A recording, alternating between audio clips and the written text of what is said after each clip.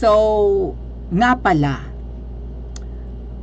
hindi sa tinutukoy ko yung mag-asawa ha, pero itong mga balat kalabaw na ito ay pwedeng hindi talaga makapal ang balat. Pwede ring ano sila, hunyango.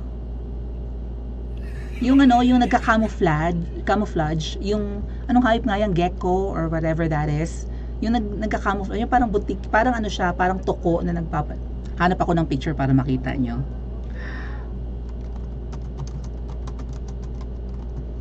Ay, kahit nga yung mga pugita, 'di ba, yung mga octopus magaling, chameleon, okay. Kahit ang mga octopus, yung mga pugita magaling mag-camouflage, 'di ba, matatalino ang mga. Naghanap ako ng mga hayop na hindi lang makakapal ang balat kundi magaling din mag-camouflage. Pag-usapan natin si VP Sara. Hold on. So animals with camouflage, and nga po chameleon, yung parang tuko, 'di ba? Yung cricket mukhang dahon, hindi na makita. Bush crickets, hindi makita, dali. Ayan, mukhang dahon, 'di ba? Kung ano man yung oroplatus na 'yon. Oh, baka palaka 'yon or what. Arctic fox, mukhang snow ang, kasi parang kung saan sila, kung nasa yung habitat nila, ang balat nila ganun din. Kaya madali silang magtago sa kanilang mga prey. Ang mga predator na to ay nagka-camouflage sa kanilang paligid. So yung Arctic fox, kapag siguro nakayubyub ng ganun sa snow, akala ng mga prey nila, yung mga aatakihin nila, ay walang predator na katulad niyan, 'di ba? Even the leopard may batik-batik dahil nga nasa mga grasslands sila, 'di ba? O ayan. So chameleon, 'yon. So hindi lang pala balat kalabaw, talagang hunyango. O ito chameleon, mukhang dahon din siya, 'di ba? O meron din dito, may tuko pero mukhang kahoy. Yung owl, mga ate at kuya, kwago, kamukha siya ng bark ng tree. Itong butterfly, mukhang tuyot na dahon lang. Ayun, kwago, mukhang kahoy din. 'Di ba? Ito ang pinakakilala, yung chameleon, nagpapalit talaga siya ng kulay. 'Di ba? Nagiging kulay dahon, minsan nagiging pula siya, depende sa kung nasaan siya. Magaling sila mag-camouflage. Ayan. So anong point dito? Yung mga balat kalabaw pala or mga nagka-camouflage din. Magaling silang magkunwari na kaibigan. Kaya nakakapambudol. Nakakita ko ng dalawang post. Nagtaka ako bakit accurate, baka mapagbintangan pa tong mga to na mga bayaran. Okay, ito si Miss Crisette Loretta Show.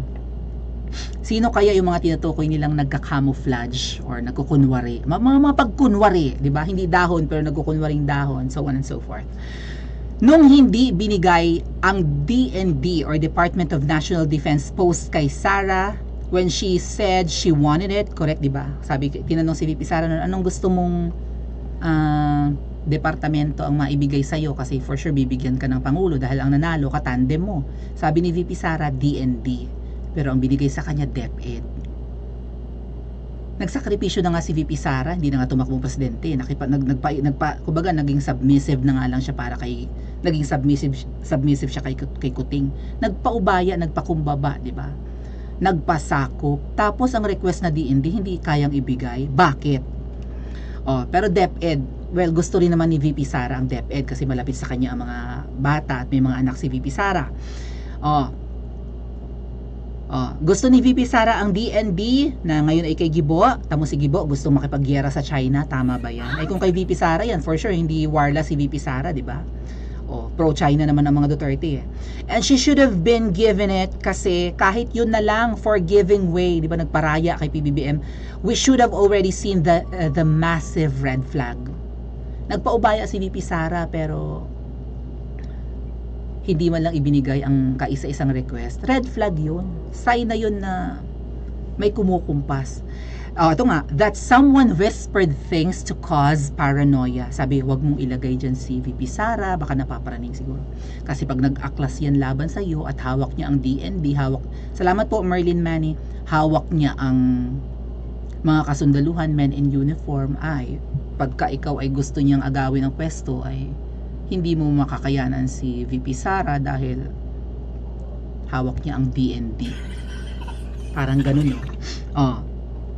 We should have said, if you consider Sara a true partner, dapat sinabi daw natin to, why would you be insecure or afraid? Bakit ka daw maduduwag? Sino kayang tinutukoy niya, no, na hunyango? or chameleon. Bakit ka may insecure or matatakot kung talagang totoo mong partner si VP Sara? Partner saan? Sa election malamang. Diba? Dapat nakita na natin yon. So many red flags we ignored. Nanonood ba si Miss Crisette sa vlog ko? Lagi ko minimension ng red flags eh. That Sara herself ignored. Pinalampas din ni VP Sara itong napakaraming red flag. Nagpaubaya na nga kay PBBM, tapos yung kaisa-isang request niya, gusto niya pamunuan ng DN. Babae yan ha. Gustong mamuno sa mga men in uniform. Hindi pumayag si PBBM. Bakit? Tinanggap na lang ni VP Sara ang DepEd kasi malapit naman siya sa mga mag-aaral at sa mga teacher, di ba? O, ano pang sabi dito? Si ano pa rin, Attorney Rowena Guanzon, yung hindi pa lang ginawang Defense Secretary or DND si Inday at ang di pagtupad sa pangakong speakership kay GMA, wala nang unity nun eh. Hindi na nga ibinigay ang House Speakership kay GMA at ibinigay sa pinsan na si Martin. Pinangako pala yan kay Madam GMA, mga ate at kuya. Kay Madam Gloria. Ang sabi nga noon, panahon ng elections, kasi hindi pa pinapakita kung sino ang sinusuportahan ni Madam GMA eh.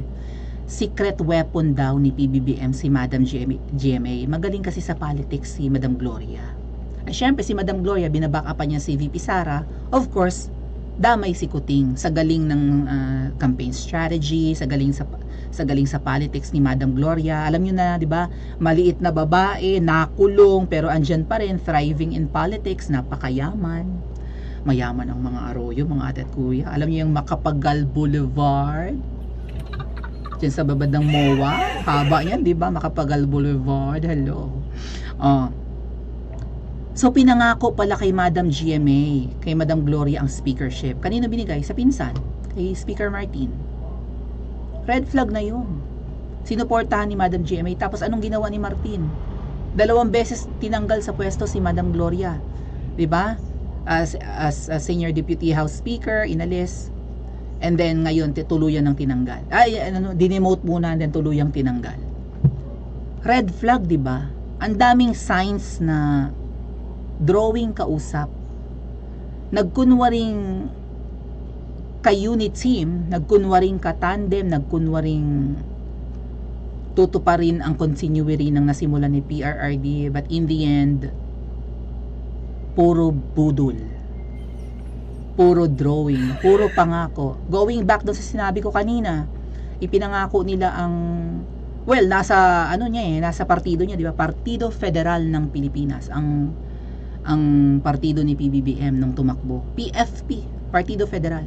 Tapos ayaw sa federalism. It's not his priority. Anong priority? Concert? Anong priority? Travel ng travel? Ayaw ayusin ang ating saligang batas para umasenso na ang Pilipinas. 1987 Constitution pa yan eh.